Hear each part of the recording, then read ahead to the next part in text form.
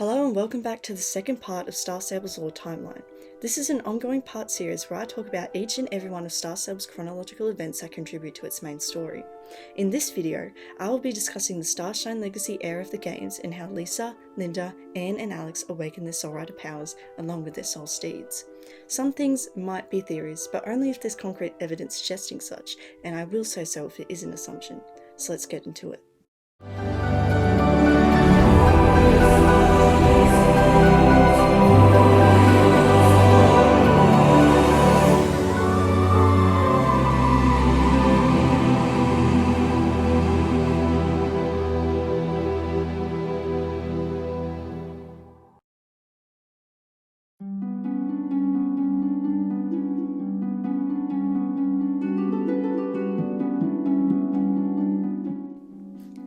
After Lisa's father, Carl Peterson, accepts a job at Dark Core, the two travel to the island of Jorvik, which is an idea Lisa isn't very fond of. On the car ride to their new residence, they almost run over Anne and Concord in the comics. Anne departs after leaving some kind words, and Lisa attends school the following day. She gets acquainted with Linda and Alex, however notices some peculiar pictures of Mr. Sands within the school's trophy cabinet. After school, Lisa goes to Jorvik stables to check it out, meeting Sabine and Herman for the first time. Herman tells Lisa about Starshine, who has been unhappy for a while and is considering putting him down. However, he offers Lisa a chance to ride him to prove him wrong. The two connect instantly, and Lisa hears Starshine's voice for the first time. She gets on him in the arena, and Mr. Sands comes around to watch, observing from afar. Starshine begins to feel a darkness inside of him growing stronger and expresses his concerns to Lisa after impressing Herman, who allows them to enter the competition. Mr. Sands acknowledges Starshine's speed and his presence suddenly overwhelms him, causing him to collapse. Herman confesses to Lisa that she's the only one who can save Starshine as they share a special connection. Recognizing her powers within, Lisa attempts to heal him, but it's no use when Mr. Sands and Sabine walk into the stable, offering to purchase Starshine. After Herman quickly declines, Lisa gets a call from Linda to meet her at the library, in which has found some mysterious old newspapers from the early 1900s Jorvik's correspondence. They wonder about who Mr. Sands really is, when suddenly Lisa gets another call to return to the stables. Herman has been attacked by goons and Starshine is gone. Lisa and the girls look around for clues that allude to Starshine's whereabouts being at the abandoned Dark Core site. Sabrina abruptly locks the girls inside the stable, but the others are able to hold the door open enough just for Lisa to escape. Lisa sneaks through the site and eventually reaches Starshine, attempting to cause a distraction for the goons. However, she is captured and thrown in there with them instead. The two establish their deepened love and connection for each other, and Lisa is finally able to heal Starshine fully. The two break out of the cage as Mr. Sands walks in, acknowledging their special bond. Lisa escapes from the industrial complex, but Sabine is sent after her as a cloaked rider on Khan. They stop following Lisa and Starshine when they reach the secret stone circle as the two ponder on what the magical place is, after seeing a resemblance of themselves on the floor. Lisa and Starshine safely return home for the tournament day the following week. The two conquer Sabine and win the race. During the celebrations, Linda, Anne and Alex acknowledge how this whole journey has brought them together, and that their friendship has much more in store for the future.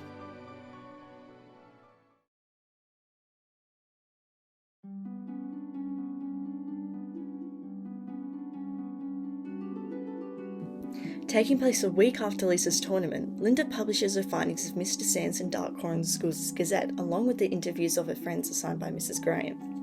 She looks into the school's trophy cabinet and acknowledges a rock found in the 40s which came from the meteor shower, discovering that they were in Mr. Sands' possession at Pine Hill Mansion.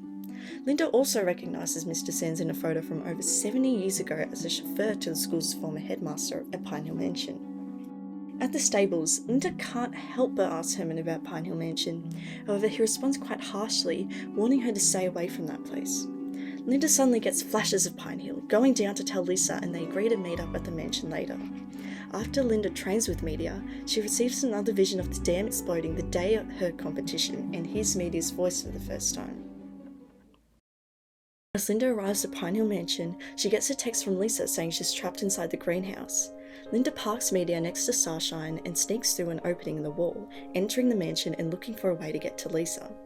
She discovers a paper on a lectern from the school's former headmaster, Giobertus, of research on a monster under the ocean and how a human could get down there. Now, this is just my theory, but I've assumed that Mr. Sands was likely working with Giobertus, who was studying where Garnock is and how to get to him, as we've seen his attempts in the past around Jorvik Bay and with what's to come. Linda then comes across 4 ancient paintings of 4 girls, each looking like Anne, Alex, Lisa, and herself. Linda points out the symbols above their heads and wonders about the placement and presence of swords and flowers, which I'm also not sure what those could quite represent. Finally getting to the greenhouse, Linda fetches a ladder for Lisa to get down, and as she does so, passes a very familiar looking statue. Why Mr. Sands has a druid statue in his possession, if it's one of the 2 in SSO or if it's a 3rd one, or what they mean, I'm not sure. Mr. Sands arrives home with his goons and Linda and Lisa eavesdrop on his conversation, saying that he planted the bomb and he's planning on getting rid of Herman. The girls race back to the stables and warn Herman that Darkcore are planning to kidnap them. They get inside the stable and lock the door, explaining that they have special connections with their horses and that Darkcore is up to no good. Herman tells them the prophecy of the Soul Riders, that every 100 years strange and magical things happen on Jorvik, being the generational iteration of the Soul Riders. He advises them to investigate their suspicions further, in which Linda heads to the ancient ruins. Her and Media's presence activates the magical engraving on the floor, which summons Fripp. He tells her that Lisa, Anne, and Alex are also Soul Riders along with their soul steeds. Guiding Linda to concentrate harder and harder to figure out where the bomb is, Lisa finds it and tells Fripp so that she can ride off to the dam immediately. Working their way through the site, Linda successfully disarms the bomb with only a few seconds left, saving Jorvik from a catastrophic event. Her and Media arrive back at Jorvik stables and win their jumping competition, keeping in mind everything she's learned over the past couple of days.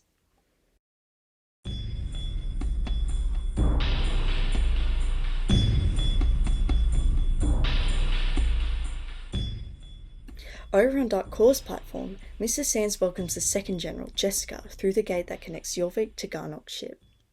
While Jessica settles herself down in school, so does Anne as she quickly makes her way to see Derek to audition to be the next Glamour No. 5 model.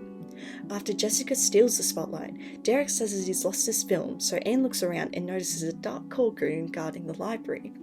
She gets Linda to help distract the goon and retrieves the film to Derek, finally being able to get some pictures. Derek dislikes the lighting, however, and Anne offers to take him to the stables, which he agrees to despite Jessica already having offered him. Arriving at the stables, Anne feels weary about Jessica, feeling a special connection with Concord after performing dressage for Derek. Anne hears Concord's voice for the first time, and he also expresses his dislike for Jessica. Derek insists that Jessica has a turn posing with Concord for good measure, but as he lays her hands on him, he immediately collapses. Lisa tries to heal him after Jessica sent his soul to Pandora, however it's no use, and even Lisa says it feels like he's soulless.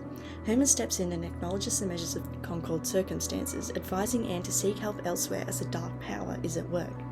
Lisa recommends her to go to the secret stone circle to talk to Fripp, and so Anne goes there. Promising she would make it to see Anne's photo shoot, Alex walks along the road to the stables when she spots 2 Darkcore goons ahead. She quickly hides and watches the goons attack Derek as he passes by, stealing his photos and camera. As Anne arrives at the entrance to the Sacred Grove, she receives a text from Alex explaining what just happened with Derek. She also tells her about this one photo of her and Concord that she sends, with Concord having wings and Anne having a light aura around her. She navigates her way around the cliff to get to the secret stone circle and acknowledges the engraving on the floor, recognizing herself and Concord with wings. Fripp quickly interrupts her, telling Anne she is a soul rider and that Concord's soul lies within Pandora. He tells Anne how to get there by riding the path of the wind to save him, and leaves Anne to venture to the dimension in pink when he disappears. Time and space unfold, placing Anne in Pandora. As she travels through, she notices 4 statues of 4 horses with engravings on the base, each describing the destiny of the Soul Riders. The Star Circle statue says, "The star is connected to the lightning, but lies beneath it to the east. Red is the colour of blood, and so is the mane of the rider who brings life." The Moon Circle statue reads, "The moon shines high in the northwest. The colour of night is the cloak of visions as well as the rider of past and future." The lightning circle statue reads, "The lightning strikes from the north straight down. The colour of earth, mud and leather is the path of the warrior." And finally, Anne sees her own statue of the sun circle, which says, "The sun sinks in the southeast. She rides with golden hair and marble wings and defies time and space." She continues on and sees the carvings of how Garnock came to Earth along with the Pandorans, forming generations of soul riders to come. Dodging shadow seekers left and right along her way, Anne stumbles across a puzzle which she completes, activating the Fripp statue so that he can talk to her. Fripp tells Anne that he cannot physically be in Pandora with her as the code forbids him from doing so, however also must give her a riddle for her to be able to pass further. He asks, "Who is Concord?" He gives her a hint, saying that this morning she was herself, but after today's events, things have changed. She answers correctly by saying, "Concord is me," conveying their united connection as soul steed and rider. Fripp confirms this and says that her and Concord together become the son of Pandora, emphasising the importance of finding him and riding him out of Pandora to bring him back to Earth and set him free. Reaching Concord, Anne connects with him and they ride their way back out of the land of nightmares and safely to Earth. They end up back in Yorvik's stables together, Lisa exclaiming that they both appeared out of a bright light. Finding common ground in their connections with their horses, Lisa and Anne go outside to tell the others what happened. They all look at the photo Derek took of Anne and he wishes to investigate further, however his batteries were taken by the goons. Anne volunteers to retrieve them and then Derek confesses his true agendas. He says that he works for the government along with Glamour Number 5 and his camera can capture special things invisible to the naked eye. He warns Anne that her and Concord could be manipulated by dark forces if more photos like that get into the wrong hands, so Anne follows Jessica's car to try and stop the photos from getting to Mr. Sands, as suggested by Linda. Arriving at Dark Core HQ, Anne eavesdrops on Mr. Sands' and Jessica's conversation, saying that the covenant is not yet fulfilled and that they still haven't found the seal. Jessica reveals that the goons dropped 6 of the photos on their way there, so their nefarious plans are on hold for the time being until they find them all again. Anne sneaks through the site with Concord and collect all 6 photos lost, however decides to further venture into the headquarters to see what Jessica and Mr. Sands are up to.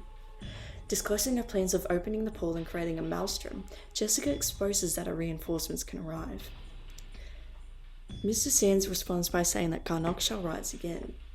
Anne decides that she needs to stop them at once, having Concord kick them both through the portal after Jessica says she is the Dark Princess, which sends them back to the ship. Anne heads back to Yorvik stables, wondering who and what Garnock is. After winning her dressage competition the next day, Derek tells Anne that the government will be having a close watch on the whole Soul Rider regime. She tells him some of the things Starkcore were talking about, which Derek wouldn't know. However, he shares that satellites are picking up huge amounts of energy from Dark Core's drilling sites. Telling Anne about a photo of Tin Can that looks unique also, Derek causes her to ponder her friends' involvement with the magical forces of Yorvik and Garnock.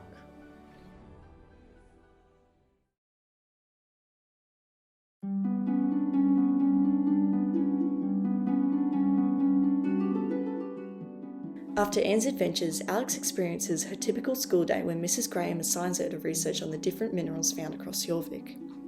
Alex finds information on an unknown mineral that came from the meteor showers thousands and thousands of years ago. Before she can continue researching, however, Alex receives a call from her little brother James, who says that his bully Buck wants to beat him up. Travelling up to the second floor, Alex challenges Buck to a fight in which he steps down after remembering what happened to him last time he fought her. However, his sister, a girl with white hair dressed in white clothing, approaches Alex, whose name is Katcha, challenges Alex to the Scarecrow Hill race after school. After Alex accepts, she heads back down to the library to finish her assignment. She discovers that the unknown mineral is called Pandorium, a metal only found around Yorvik consisting of many strange properties. Alex hands in her assignment and heads for the stables, hearing Tin Can's voice for the first time. He tells her that he's not so sure about this race, but Alex reassures him that Katcha won't win. The race begins and Alex notices Katcha turning around on her way through, grabbing the apple and racing back as fast as she can. Holding the apple in her hand, Katcha bluffs her victory as Alex arrives back after her. She expresses her disbelief and condemns Katcha, however Katcha suggests for the fighting to stop, and that she and James should kiss and make up, which sounds absolutely horrendous by the way. Kissing James on the forehead, Katcha leaves by telling Alex that they'll meet again, and James suddenly feels strange, that a darkness is growing inside of him. The next morning, Alex gets a call from her mother saying that James has gone missing, in which she rushes over to tell the others. Linda says she has a bad feeling about all of this and asks Alex to take her hand as she shows her a vision. Katcha has hypnotically manipulated James and says to Alex that the only way she can get him back is by trading Tin Can at Devil's Gap. Telling Herman about the vision, Alex is advised to speak to his wife's friend, Fripp. Alex travels to the secret ruins, where she is greeted by the cosmic being who tells her about how he came here and that Dark Riders are taking on human form, doing everything in their power to destroy the Soul Riders and free Garnock. He continues to reveal to Alex that she is a Soul Rider who possesses the power of the Lightning Circle and the ability to inflict damage, the Soul Strike. After practicing a newfound skill on some Shadow Seekers, Alex heads back to school the next day. Inside the library, Linda tells Alex that her books were stolen from her by the Dark Core goons as she was trying to research on some things, so Alex sought out to retrieve them. After soul striking the goons in a wheat field, Alex takes Linda's books back to her, in which she shares some interesting findings on the Soul Riders. She tells Alex about the history of Garnock and shows her an ancient painting of the Soul Riders fighting against Garnock along with Fripp. Another painting shows the Soul Rider of the Lightning Circle to be attacking a scary monster holding what looks like to be a staff or hockey stick, which represents Buck. All of a sudden, Alex gets a call from Lisa expressing her suspicion on her dad's relocation to a faraway site to work on Dark Core's Garnock project. On her way to Devil's Gap, Alex and Tin Can stop to check out what's going on with the Garnock project, soul striking some goons at the industrial towers to steal a keycard. Sneaking down through the pipe, Alex eavesdrops on Mr. Sands as he appears to be in recovery from his sentence to the ship. He talks about his plans with Katcha and that they only need one soul horse to free Garnock, being Tin Can, and that the Pandorian Codex that lays in front of him possesses the ways Alex could get out of it, which she does not have. Prioritising the retrieval of the book, Alex sneaks in and soul strikes Mr. Sands and his goons, taking the Pandorian code and running back out to Tin Can. She does a quick flick through and finds out that the generals must obey special dueling rules, so hope of saving James without sacrificing Tin Can prevails. Alex finally heads through Devil's Gap and arrives at where Katcha is holding James hostage.